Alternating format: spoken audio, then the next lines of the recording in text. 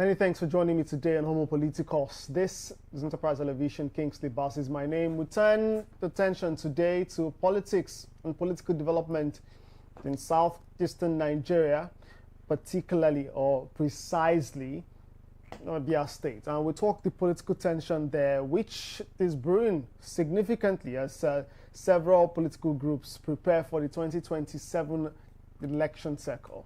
Now, the friction is primarily centered on a power struggle between the incumbent Labour Party administration of Governor Alex Otti and a growing All Progressives Congress alliance. Well, there's this now what is called the mega alliance against Governor Alex Otti, led by Senator Orji Kalu and Deputy Speaker of the House of Representatives, Benjamin Kalu. They formed the coalition seeking to unseat Governor Alex Otti in 2027. And their argument is that Abia State must align with the federal government to secure more resources. As a matter of fact, the political landscape is now shifting gradually as that opposition bloc moves against the incumbent. And they are doing this in different ways. Some are governors, Senator Orji Kalu and Senator Theodore Orji recently met in Umuahia to form a bipartisan group called the Team.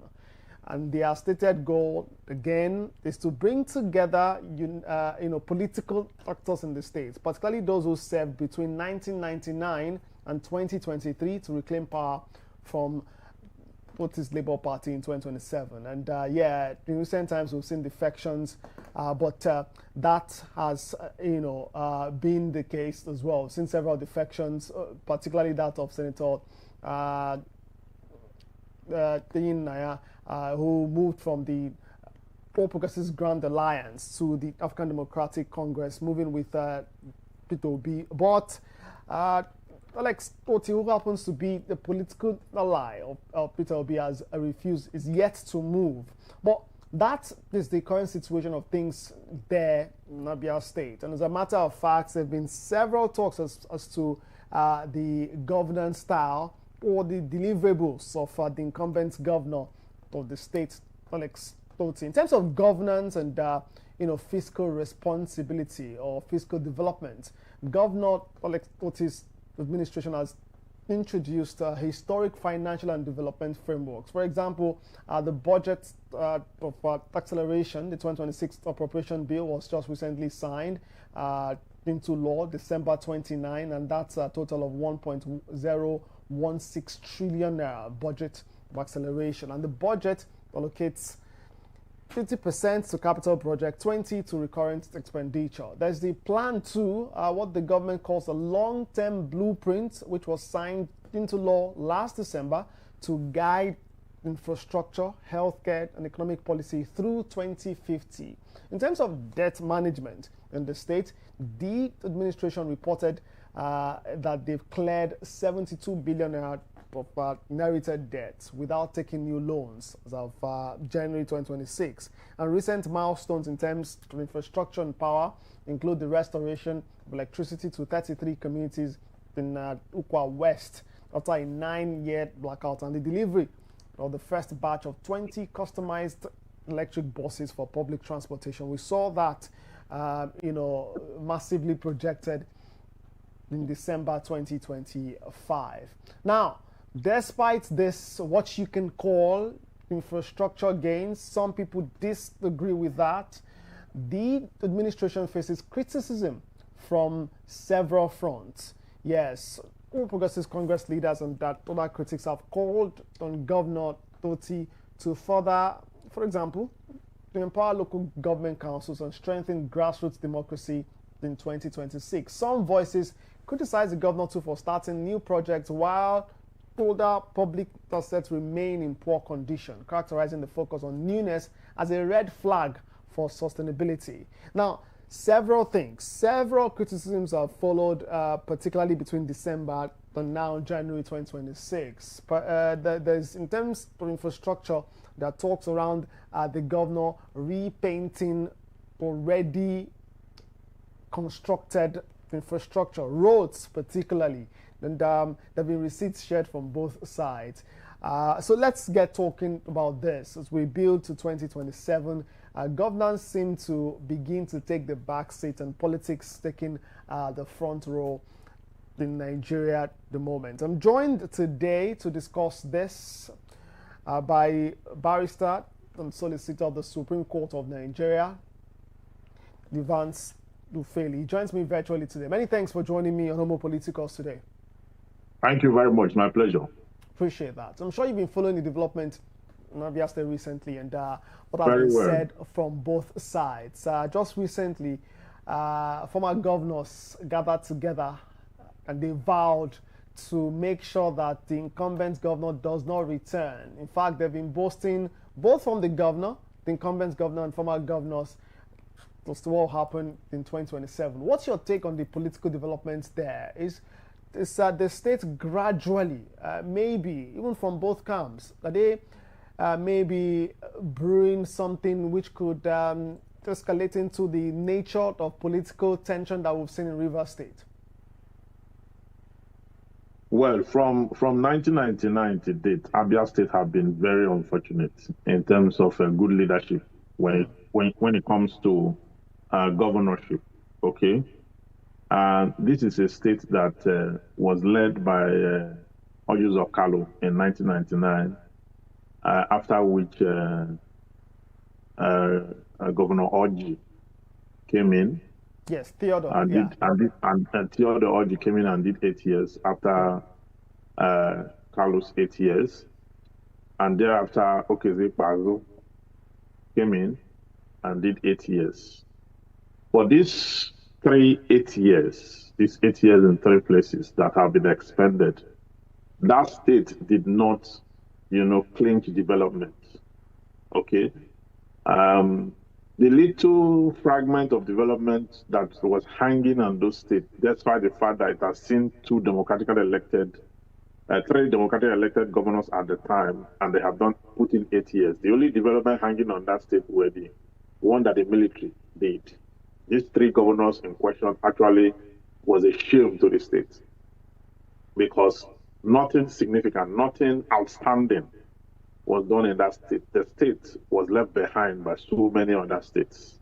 Okay, the states that border it, Imo and the rest of that, had gone ahead. Anambra, all of them had gone ahead of that state. Okay. Now, the man who is the governor currently, okay, talking about Alex Otti, who fortunately clinched that position just because the woman who supervised the election chose to be just.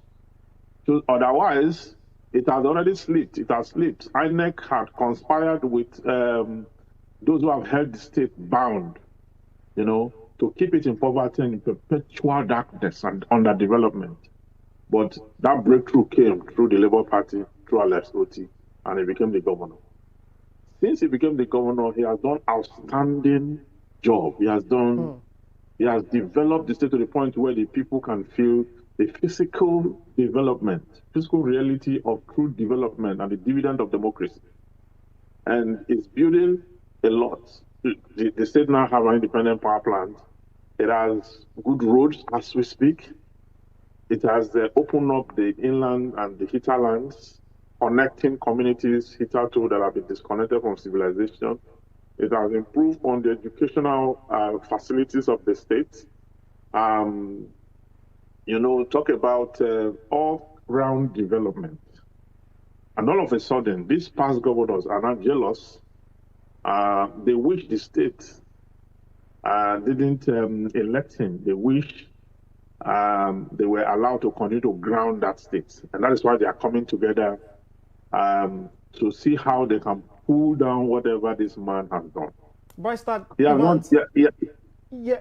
Pardon me. For some persons, as a matter of fact, the former governor and now Senator Uzor Kalu himself did mention during that meeting, one of his gatherings recently, that he set the tone for what's happening now. That his legacy is what's several governors have, built on, and in fact is what the incumbent governor has built on. And I say that to respond to what you said about the fact that there have been no significant development made in the past. Senator Kalu seemed to disagree. He says those roads, for example, the roads the incumbent governor has been commissioning, where he said he calls that repainting. As a matter of fact, if you go across social media platforms, the term repainting has been trending, and you'll be shocked that this is tied to politics and to Abia State precisely. I have seen that, and it's a lie. It's a big lie. He did not develop those roads that he's talking about. If he developed those roads that he's talking about, how come those roads have become so bad? If he did anything, he did substandard job. He didn't do anything. But if, assuming we're not considering he did anything, he did substandard jobs. And how many years ago, what is the sustainability level of those roads? He was a governor over almost 30 years ago, right? Well, 1999 to 2007, yes. Yes, he was a governor almost about 30 years ago, or 20-something years ago. So is he saying that the road he did that time is a road that this man is constructing in this manner? Why is Alex Otti constructing a road that he said he did? Is it not because the roads are bad and are impassable, and the Abia State is dirty and it's not governed, has been an ungoverned space for the past 20 years plus? Was it not because of that he's putting all the energy and doing a remarkable job that he should? That is why you see, instead of them to come together to support him, instead of them to come together to see how they can use their experience to add to the one he's bringing on board, to push that state forward. Look at what they are doing. These are people who are supposed to be experienced. These are people who say that they are patriotic.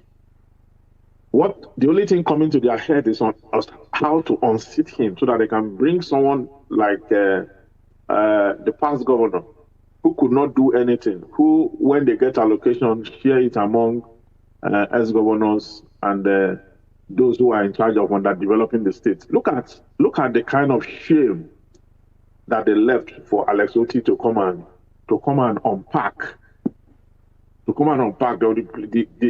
roads he's talking about were waterlogged. They were full of waste, debris. The place was under development, in darkness, in all sorts of the underdevelopment. As at the time when other states had gone ahead, they were still in that captivity. Now, the only ray of light that came was Alex Otti. And because he was coming from a corporate background, not a political background, coming from a background where things are meant to work, where they deploy strategy, where they put in corporate policy to work, okay? And he's able to, as an ex-banker, he knows how to finance projects. He has been on the forefront of projects. These persons that are talking now, what have they built? Okay, is it the same modules of Kalu that had used slug energy to launder money, the state money, that he was prosecuted by EFCC and convicted, wherein the evidence showed clearly that he transferred money from the state government account to slug energy, and that was what led to his conviction. He became free today because of the fact that the judge who delivered that judgment had been elevated to the Court of Appeal and then came down to the Federal High Court to deliver that judgment. That is how he even came out from prison in the first place. Okay? And later got the pardon. Okay? So the issue now is, if you look at all of them that are talking now, the three of them all have EFCC matter pending. Okay, one matter or the other about corruption pending. Okay, that of Ikpazu, we saw how the state was depleted and made nothing, frustrated because of his incapacity and inabilities. Was he not the one that said on national TV that Abia State is growing, that they now have Mr. Biggs and KFC? That's what he said. Was he not the one that set down the program that any pregnant woman that gives birth in Abia State, they will give her 500 naira? That was interviewed on one of the national TV, where the interviewer was shocked that the only program that Abia State had then for pregnant women was that once they gave birth to a child, they will give them 500 naira. Well, without holding brief for him, well, I was fortunate to speak on this same matter with his former commissioner for information, Chief John Oyiki Kalu, who did mention the fact that, that, well, what the governor was trying to communicate was primarily the program of his administration then, and what they were doing to cut down,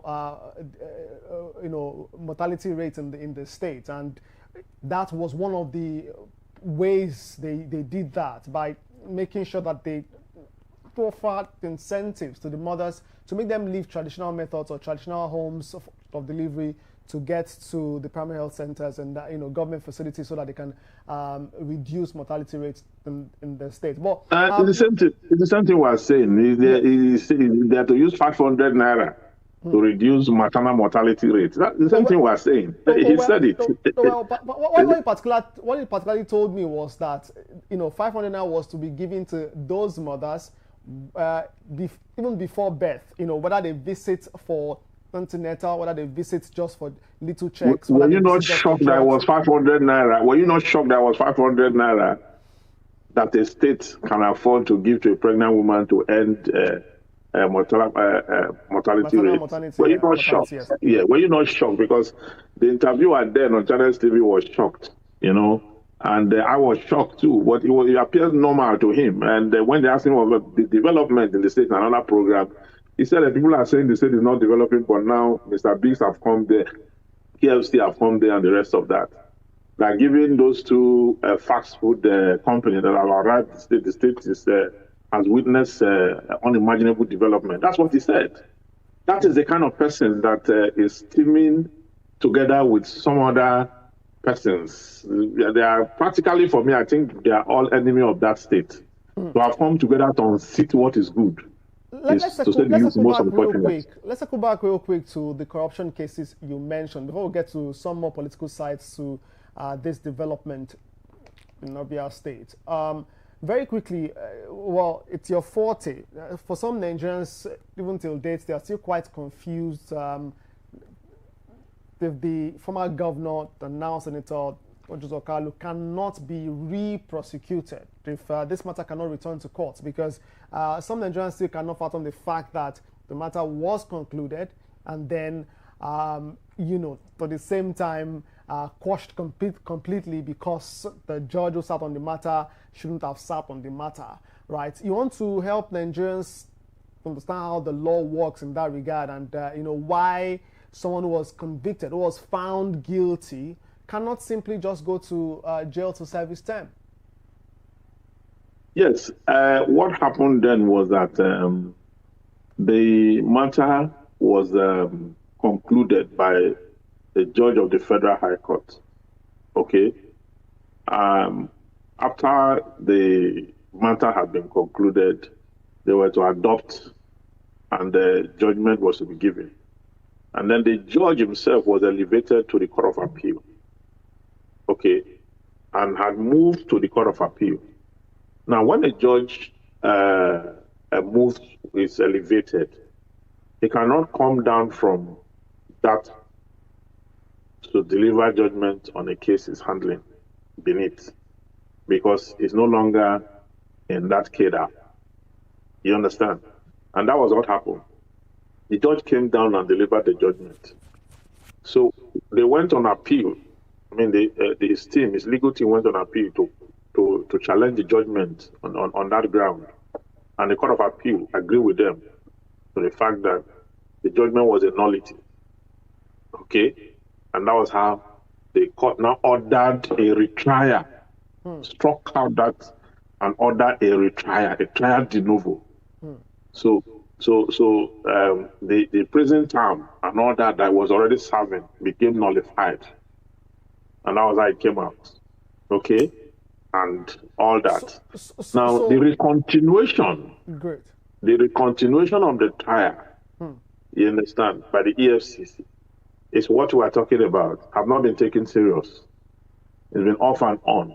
And so he was let off the hook until they are able to retry him and come to, he'll be able to contest election and do every other thing. So what does that say, though? You know, Barrister Evans, of the Nigerian, prosecutions, process, if you like, the system in general. Yeah, it was a court error. I mean, they had completed this process, and the court just said, okay, there was a glitch, there was something that shouldn't be. That's fine. Why not just take the same template, the same evidence you took to the court to secure a conviction, and just complete the process? No, it means the entire proceedings leading up to the judgment itself. If the judgment is a nullity, it therefore means the entire trial itself is gone. No, that's my point. So I'm saying the prosecution, right? The Economic and Financial Crimes Commission, who did this, since they successfully secured one, even though it's now declared nullity, right? Why not take the same template and go back to court? Since the court said you can come back and they are back to court. So what does this say? What does this say about the system if the commission does not redo that? They are back to court. The case is still ongoing. They are back to court. Okay. And they've reinitiated it, But at this point in time, there's going to be a lot of influence and repression. Okay? And that is what he's enjoying now. Because for the journalists who are following that case now, and the last time I spoke to one of them was last year, that case is still ongoing. All right. And it doesn't look like it's going to see the light of the day, given the passage of time, the weariness and the monotony that followed, the fire and the spark that was on the case and the flashpoint that was on it before seems to have whittled down. Okay, from all indications. It's interesting that we mentioned that, particularly for lots of Nigerians, not just residents of Abia State or indigenes there, but for Nigerians who want to know what's happening in terms of the prosecution of cases like this. But yes, let's circle back to the political side of things real quick. Do you think, for some persons, they've said, oh, this is one of the reasons why the likes of the former governor and now Senator Orji Kalu and his two immediate successors, that's why they are now working so hard to ensure the success of the All Progressives Congress in the state, so that, as they say, their sins could be forgiven. Do you sense that's the case here? Well, they are working hard to ensure that what they are trying to do is to please the president, to get APC to take over that state, or get the current governor to defect, so that they can tender that and register that as their contribution to the support of President Tinubu, whom all of them want to return in the next election cycle. Okay, so that is what they are doing. And if you look at them now, you can also see that the former governor, that is the immediate former governor, Zekwazu, have been compensated with diplomatic and ambassadorial position. Okay, you look at Orji Kalu, the system favors him, who is looking forward to becoming the Senate president in future. You look at Benjamin Kalu, who is now, Deputy Speaker of the House of Representatives. Okay, these are the persons, who are doing all this to ensure that they take a hold of that state, and they don't mind whether the state develop or not. What they are concerned with is politics. Unfortunately, or fortunately, what the current governor is concerned with is governance and development, because that state has been an ungoverned space for over 20 years. And bringing governance to that state, the people are happy. The people can now see, they now have roads to drive on. They can now access their facilities. Business is growing gradually. The very area, the international market, is having a new look now, it's having a new face. And the state is being repositioned for greatness. Okay? So, I mean, if you look at what has happened so far in that state, you can see that the state is opened up for a lot of opportunities. Now it is quicker to move from there to Port Harcourt and come in. Okay? Business is now being entrenched. Okay? Prospect and hope has returned to Abia State. We should all be praying for another 4 years to take this thing further. Okay? Then some persons are conspiring to unseat to bring who?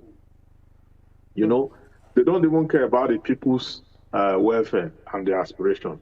Because these persons are pure politicians.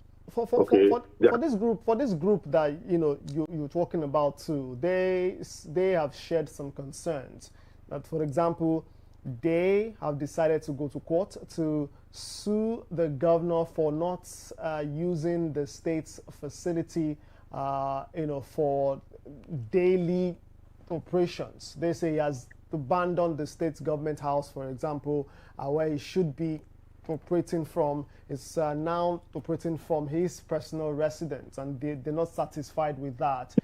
In fact, they've stated constitutional reasons why that should be. You want to speak to that as well, and why that is relevant or not relevant in the grand scheme? Where the governor lives is not relevant. It's not an issue. As long as he's carrying on his business effectively as a governor, and there's dividend of democracy. So of what use is the governor's residence or dwelling place? What the people want to see is that the promises made, the manifesto of the governor, okay, all promises are kept and met. That is the business. That is what the electors want to see, to hear. And that is, they want to be able to have and own that state. They want to see development. They want to see growth. They want to see a life moving forward. That's exactly what it is. It does not matter where the governor lives. Many of them, when they were leading the state, were they even in the state? Many of them were in Abuja. They were in Abuja. These ones that are complaining now and castigating him, they all stayed in Abuja while they governed, and they didn't govern well. They didn't govern well. They didn't have programs. It's not pardon me, it's not a worry though. The state governor would rather than use finances, and this is part of the accusations put forward by this opposition group in the state. That he's taking funds from the state coffers to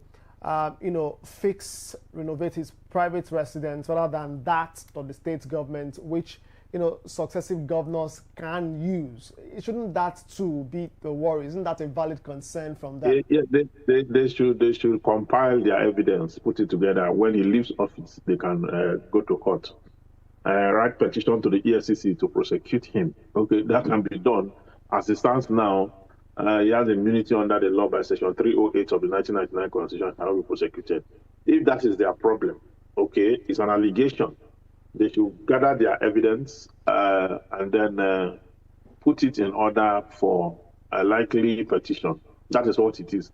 But for now, that is not the issue we should be talking about. We should be talking about how he's been governing the people, the kind of development he has brought. Okay, if there's anything he has not done in terms of development, point it out. If there's anything in his manifesto that is yet undone, point it out. Okay? Then criticize him constructively. Don't go on extraneous issues and trivialize issues and all that, and then put them together. You are looking for fault. You are not concerned about what he has done. You're only concerned about what you can destroy, who you can bring in to take over from him, unseat him. The person whom you are not sure we won't do the right thing. Okay, that is what they are all about. The three of them put together have not done half of what this man have done in less than 3 years. The three of them put together. Let's talk about one more just before we wrap the conversation. Part of the comments you'd hear from Senator Uzor Kalu this past few days, and he made this statement publicly, was the fact that there are more funds now given to governors, and that Governor Alex Otti isn't utilizing that enough. Comparing that to his time as governor, that he didn't get this much, this volume of funds, yet he claims he did so much, and that Governor Alex is doing very little, even though getting a lot of funds from the Federation account. How do you respond to that? That is the jealousy we're talking about, okay? He wants to compare his time and today. The times are different, okay? And to be fair with him and the electors, he didn't do anything compared to what the current governor has done. He didn't do anything. He didn't scratch the surface compared to what. And let me even tell you, as at the time that Uzor Kalu was the governor, there was oil boom. That was when Obasanjo had the opportunity, and they all had the opportunity to transform this country. They did nothing. Rather, the PDP used the money, shared it among themselves, rigged elections at that time, and did a lot of evil. One of their chieftain in Plateau State, the late, if you remind me of his name now, Ibrahim Mantu, okay, talked about this before his demise on national TV. Okay, how PDP rigged the election and all that, how they shared money across both governors and the House of National Assembly members and the rest of that. Is that what Uzor Kalu is proud of? That is saying, I mean, during his time, he had the opportunity to do, to reposition the state. He didn't do it. Okay? Now somebody is repositioning the state. He's jealous of that person.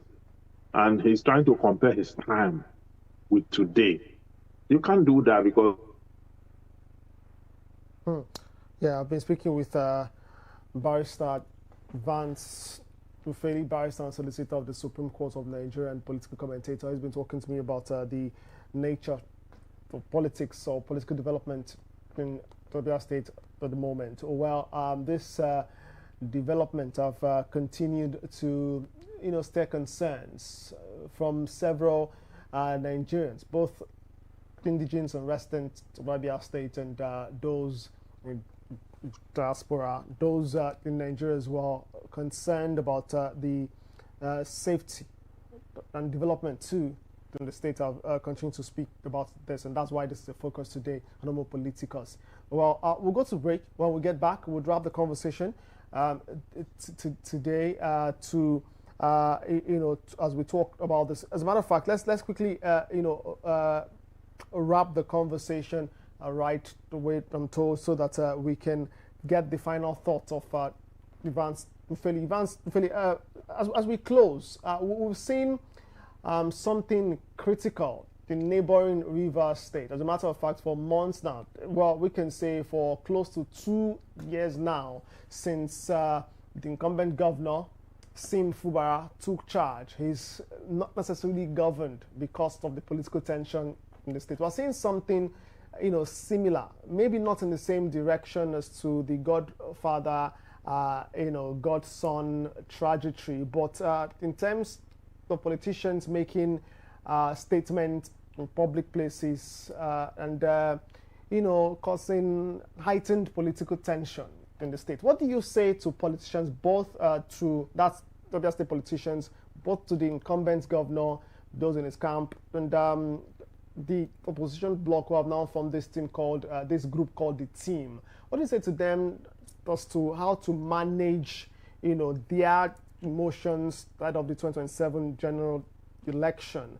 Because they're making statements in public that's dividing the people already. If you see social media, there have been several comments made. There have been even some subtle threats in some regard. How can this be managed so we don't have the situation where Abia State turns to Rivers? The peace that have been in that state, they are just trying to incite problem and cause chaos and violence in the state, so that they can weaken the current governor's programs and his focus and the development is bringing to that state. They have never one day made any positive comment about all the development going on in that state. They have never one day commended the efforts of Governor Alex Otti. Okay. Now, the peace that have reigned in that state, uninterrupted, they are looking for ways to ensure that they create problem that will distract him, weaken his programs, and then bring him under public ridicule. That's exactly what they are doing now. And they will not succeed. They will not succeed because they had the opportunity to do what he is doing now. They didn't do it. They were not patriotic enough. They didn't have the strategy, the poise, the charisma, and the energy to do what he's doing. And now, because the state is succeeding, the state has become the talk of the entire country. If you want to talk about development currently in Nigeria, both digital and physical, you cannot tell that story in today's Nigeria without mentioning Abia State. In today's Nigeria, because he's one of the best governors as we speak, with the highest level of developmental index. And the people can see and can feel the kind of development he's bringing. It's one that touches both the very weak in society and the very ordinary downtrodden person. They are able to see the dividend of democracy, and they will want him to carry further. Okay, so for the elites who contributed to destroying the state, to team up to look for a way to unseat him, it's not just opposition. It's witchcraft, to say the least, at a level that is shameful, at a level that is disconcerting, at a level that brings their effort to show that they are really enemies of that state. Because people who want the good of that state and the good of the general public of that state should support what is going on. If you see anything good happening anyway, what you need to do is to look at how you can improve on it. Look at the best way, the cheaper and fastest way to improve on it. But what they are doing is to look for the cheapest and fast way to bring the governor down so that they can take over and mismanage and rubbish that state the way they left it. They left it in opprobrium. They broke down all the indices of development. They frustrated every effort to bring it up to par with every other state in Nigeria, and they left it in utter distress. Now, this man has taken it above board. They should support him. That's what I think. Finally, as we close, there are pressures for him to join the All Progressives Congress. That's been reported. We do know too, he commented on his desire to remain with the Labour Party rather than move to the African Democratic Congress with his political Peter Obi. He said he gave his blessings when Peter Obi mentioned to him that he was joining the coalition force with the rest of other politicians in the African Democratic Congress. What must he do now, to consolidate his,